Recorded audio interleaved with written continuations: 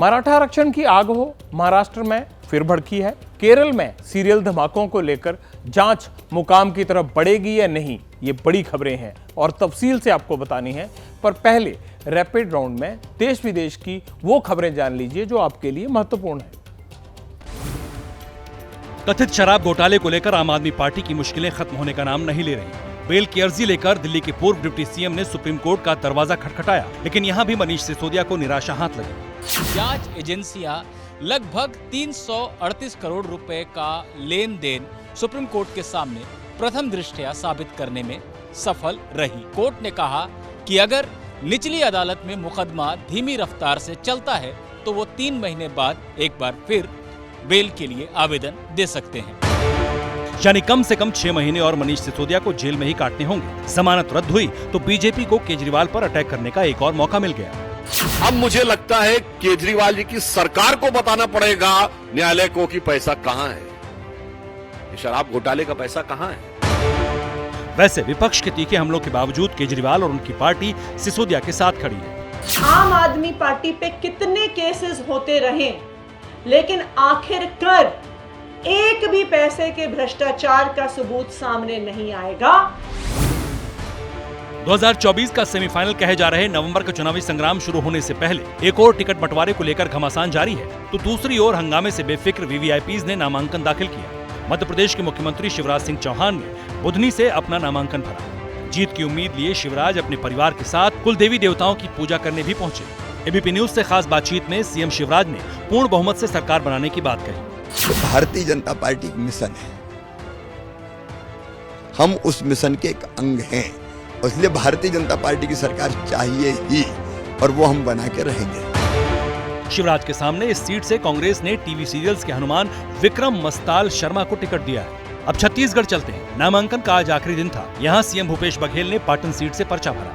जीत के प्रति कितने आश्वस्त? 100% जीत के लिए आश्वासन की बात कह रहे हैं मुख्यमंत्री भूपेश बघेल।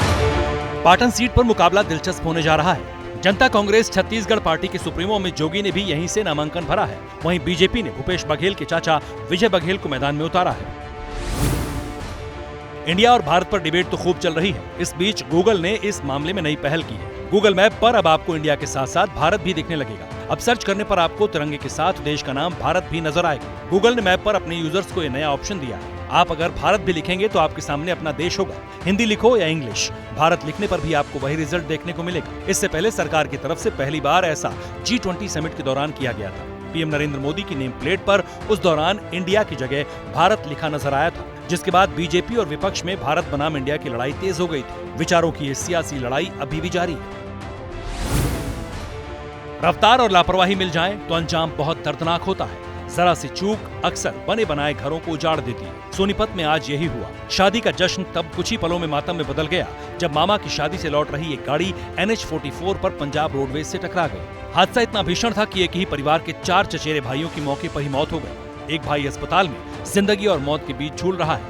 3 तो बंदे यहाँ पर CHC गन्नौर में दाखिल हुए थे, जो यहाँ पर वो डेड हो गए थे और 2 को तक रेफर कर दिया था। उनमें से एक की और मौत हो चुकी है। भारत में एक्सीडेंट के चलते मरने वाले लोगों के आंकड़े हैरान करने वाले हैं। हर दिन 400 से ज्यादा लोग एक्सीडेंट में बेमौत मारे जाते हैं। रॉन्ग साइड ड्राइविंग भी हादसों की बड़ी वजह है। गाजा पट्टी के उत्तरी इलाके में इजरायली सेना ग्राउंड ऑपरेशन को तेज कर रही है। युद्ध क्षेत्र में रहने वाले लोग या तो घर छोड़कर भाग रहे हैं या फिर किसी सुरक्षित ठिकाने में खुद को छिपा रहे हैं। इजरायल के संभावित फाइनल असॉल्ट को देखते हुए संयुक्त राष्ट्र बड़ी तादाद में रिलीफ वर्कर्स और स्वास्थ्य कर्मियों को गाजा भेज रहा है। बावजूद इसके गाजा को अभी तक पर्याप्त मानवीय मदद नहीं मिल पाई। इस बीच इजरायली डिफेंस फोर्सेज ने बड़ा दावा किया है। IDF के मुताबिक सुरंगों और इमारतों में छिपे हमास के कई आतंकियों को स्पेशल मिलिट्री ऑपरेशन में ढेर किया गया है। हमास के कब्जे में अभी भी 200 से ज्यादा इजरायली हैं, जिन्हें छुड़ाने के लिए IDF और मोसाद मिलकर रणनीति बना रहे हैं। लेकिन हमास के हमले के 24वें दिन भी कामयाबी नहीं मिल पाई है। लखनऊ में एक मौत से यूपी का हेल्थ सिस्टम सवालों में आ गया है। नौबत यहां तक आ गई कि डिप्टी सीएम केशव प्रसाद मौर्य को मृतक के घर जाकर सांत्वना देनी पड़ी। मृतक के पिता भैरव प्रसाद मिश्र बीजेपी के पूर्व सांसद हैं। इनका आरोप है कि 28 तारीख को लखनऊ PGI में 1.5 घंटे तक ये अपने बेटे प्रकाश के इलाज के लिए डॉक्टर्स के सामने गिड़गिड़ाते रहे, लेकिन डॉक्टर्स ने मरीज को भर्ती नहीं किया और किडनी के मरीज बेटे ने दम तोड़ दिया। निश्चित तौर से 1 घंटा तक वहाँ बहुत उन्होंने परेशान किया है और लापरवाही अगर मेरी इलाज शुरू हो जाता, फिर कुछ हो जाता तो मुझे तकलीफ नहीं होती, तो मुझे बहुत तकलीफ हुई। सवाल है कि जब एक पूर्व सांसद अपने बेटे का इलाज नहीं करा पा रहा तो आम आदमी का भरोसा हेल्थ सिस्टम पर क्यों हो? मामला तूल पकड़ चुका है। पीजीआई के डायरेक्टर ने खुद कैमरे पर डॉक्टर्स की लापरवाही मानी। समाजवादी पार्टी भी यूपी सरकार को घेर रही है। मुख्यमंत्री खुद जिम्मेदार हैं और डबल इंजन की सरकार जिम्मेदार है, बीजेपी के लोग जिम्मेदार हैं। आखिरकार उन्होंने पर्याप्त बजट क्यों नहीं दिया अस्पताल को?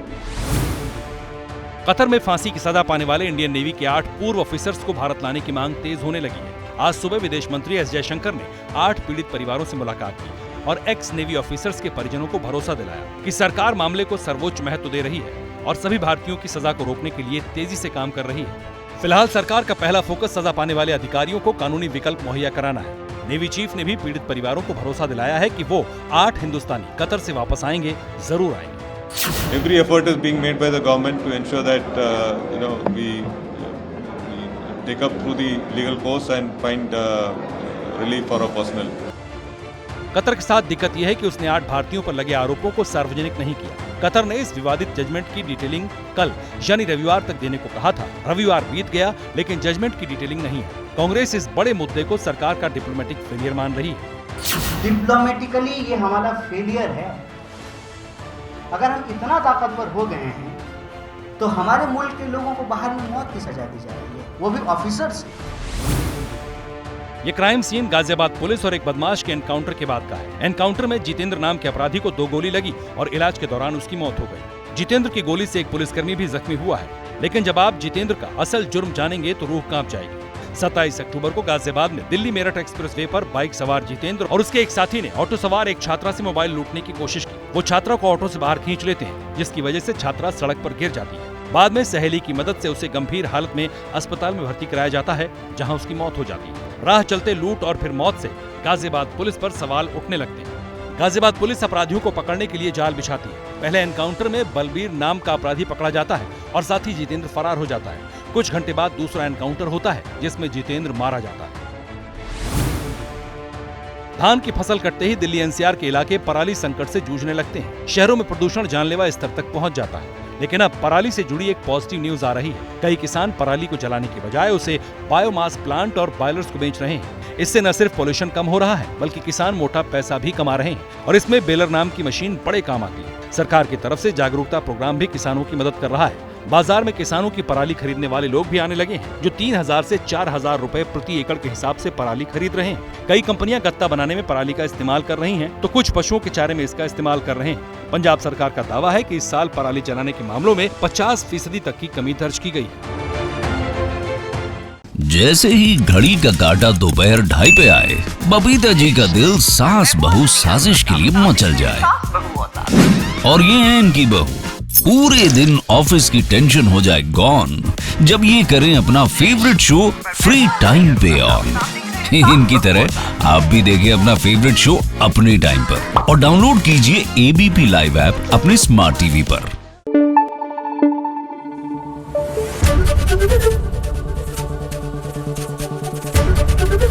एबीपी न्यूज आपको रखे आगे।